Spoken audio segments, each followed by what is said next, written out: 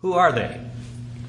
Well, once in a while their name pops into the news, but very seldom you get them all together. I'm going to take a few moments. This might be boring, but I think for the record, everyone needs to be familiar with the names, some of the prominent names, who are members of this outer ring of a secret society. Let's start with the presidents of the United States. Herbert Hoover, Dwight Eisenhower, Richard Nixon, Gerald Ford, James Carter, George Bush Sr., and William Clinton. JFK once said that he was a member of the CFR, but nowhere can you find him on the membership rolls. So I guess he was a wannabe, but didn't quite make it in. But he actually said that he thought he was a member.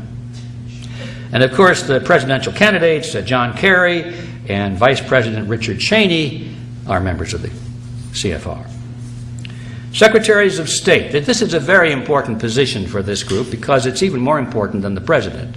The president can be controlled by the Secretary of State, Secretary of Defense, and all of his cabinet members who are pretty much appointed for him. You know, he doesn't appoint, presidents don't appoint their cabinet members from their own private telephone directory, you know. They're not even in their book. They're told who to appoint. Anyway, here are the Secretaries of State, perhaps the most important position in the United States government as far as the CFR is concerned.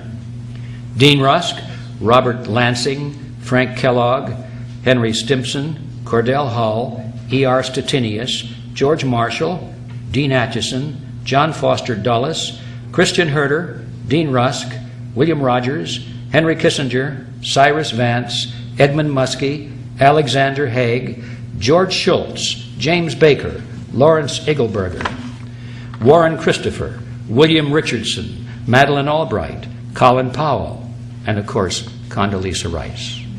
Did we leave anybody out? I don't think so. Now, Secretaries of Defense, also very important. James Forrestal, George Marshall, Charles Wilson, Neil McElroy, Robert McNamara, Melvin Laird, Elliot Richardson, James Schlesinger, Harold Brown, Caspar Weinberger, Frank Colucci, Richard Cheney, Les Aspin, William Perry, William Cohen, and Donald Rumsfeld. Directors of the CIA, pretty important. Walter Smith, William Colby, Richard Helms, Allen Dulles, John McCone, James Schlesinger, George Bush Sr., Stansfield Turner, William Casey, William Webster, Robert Gates, James Woolsey, John Deutsch, William Studeman, George Tenet, Porter Goss, and Michael Hayden. Now, some better-known corporations with CFR members at the board of directors or chief executive levels, where they dominate these huge corporations. It's quite a list. I had to trim this down, believe it or not. Here are just a few.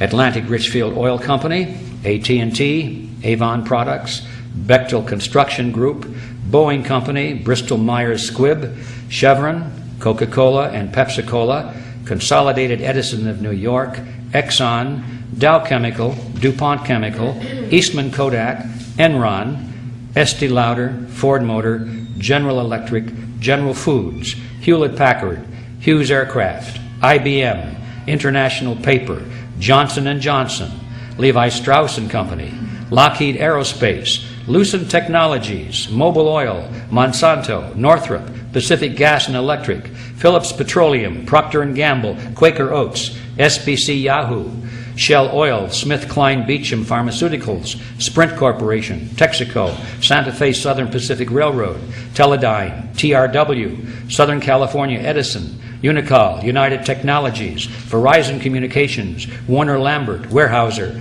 and Xerox, to mention just a few.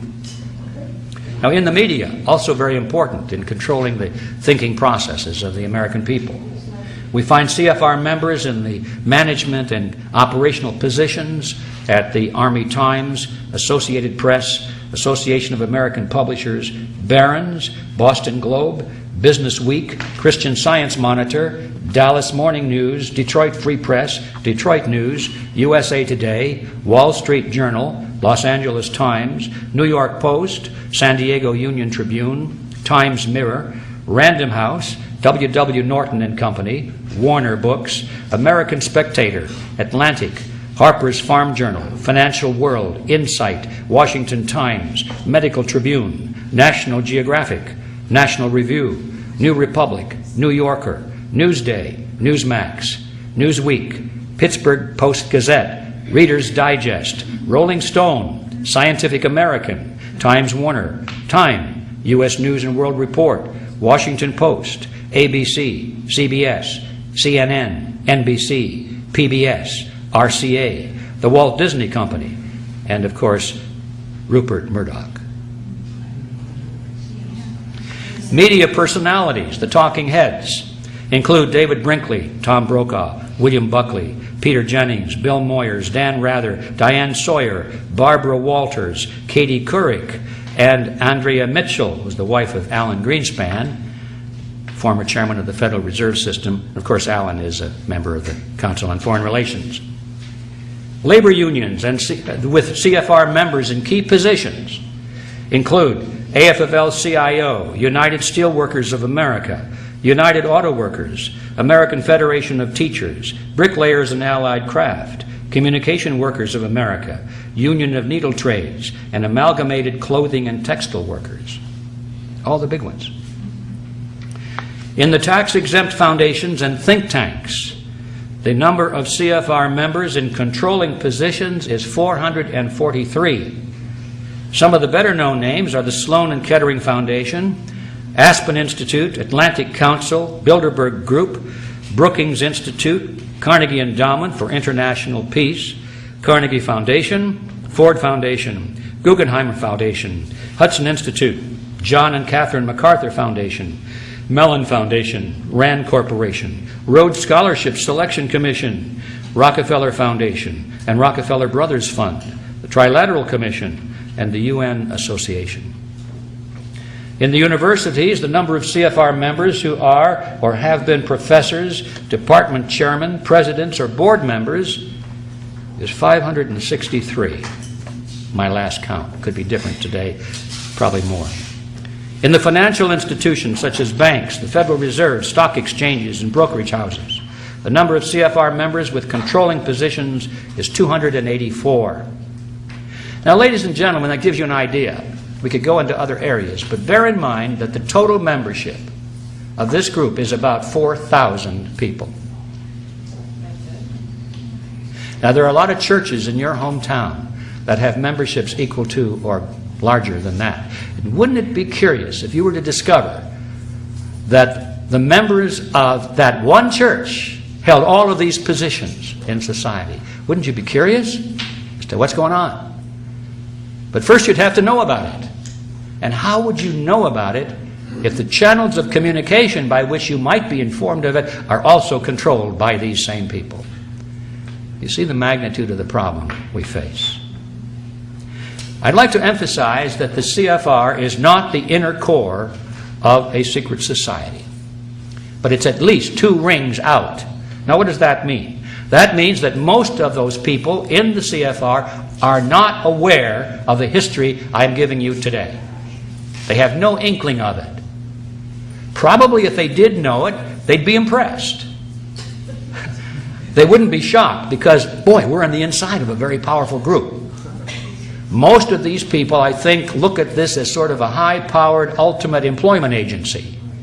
They know that if they're invited into this group, and you have to be invited, that they've got it made. Once your name is on that list, you never have to worry about a job again, because the New World Order people are constantly looking for reliable servants to their cause.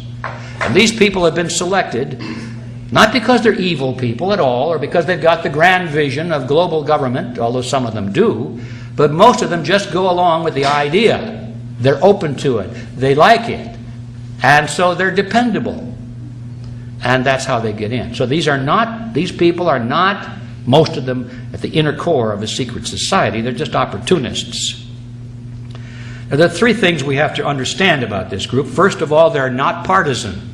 The names I read to you have nothing to do with Republicans versus Democrats.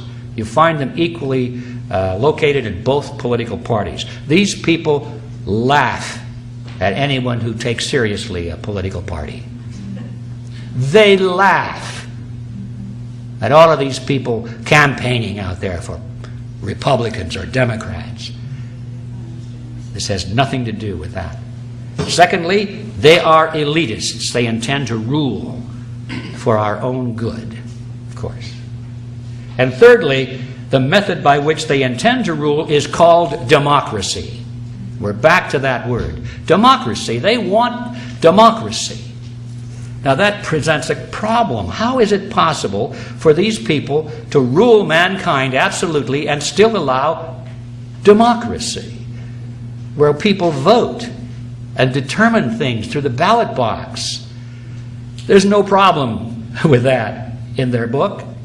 All they have to do, they say, is just control the elections. Allow people to vote so long as they don't vote for anything significant. We'll make all the important decisions and let them vote for the unimportant things so they get the sensation of participating in their own political destiny. They'll be happy. Just keep them out of the way.